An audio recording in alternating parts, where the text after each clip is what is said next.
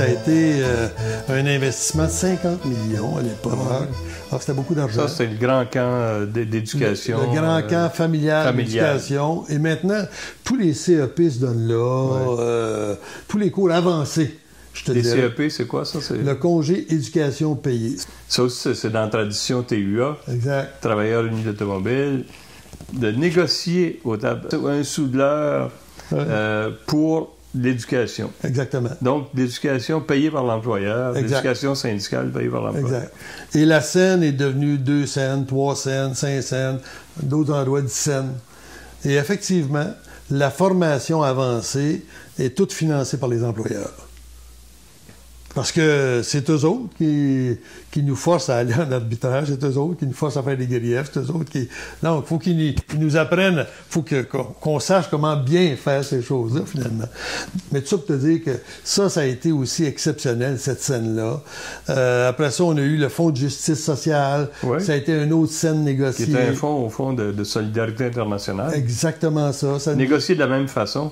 Négocié de la même façon, unanimement à toutes les tables, payé par l'employeur. Et les employeurs, là-dessus, ont essayé d'être plus exigeants, là, qu'on fasse des rapports plus détaillés. Finalement, on a réussi à s'entendre, puis on a des clauses qui sont pas contraignantes. Là, et comme tu dis, c'est au niveau international. Tu sais, les solidarités qu'on bâtit au niveau international, que ce soit en France avec Alstom ou la CGT avec Alstom, que ce soit avec Bombardier ailleurs, que ce soit avec GM ailleurs, on a tissé des liens avec tous ces gens-là. Et dans notre syndicat, il y a un réseau de communication qui s'est établi depuis nombre d'années au niveau international. Et ça nous aide, puis ça les aide eux autres aussi. Parce qu'on sait ce qu'ils font chez eux, puis ils savent ce qu'ils font chez nous. On sait comment ils sont cochons chez eux, puis qu'ils peuvent l'être autant chez nous.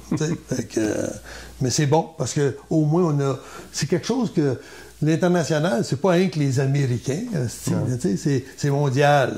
Fait que, quand tu veux savoir ce qui se passe ailleurs, il faut que tu aies des réseaux qui se bâtissent. Puis le Fonds de justice sociale a été un de ces fonds-là qui nous a aidés à tisser des liens et à bâtir. Puis, bon, on a différents types, parce que même en santé et sécurité, on négocie les cents de l'heure maintenant. Ah oui? Oui.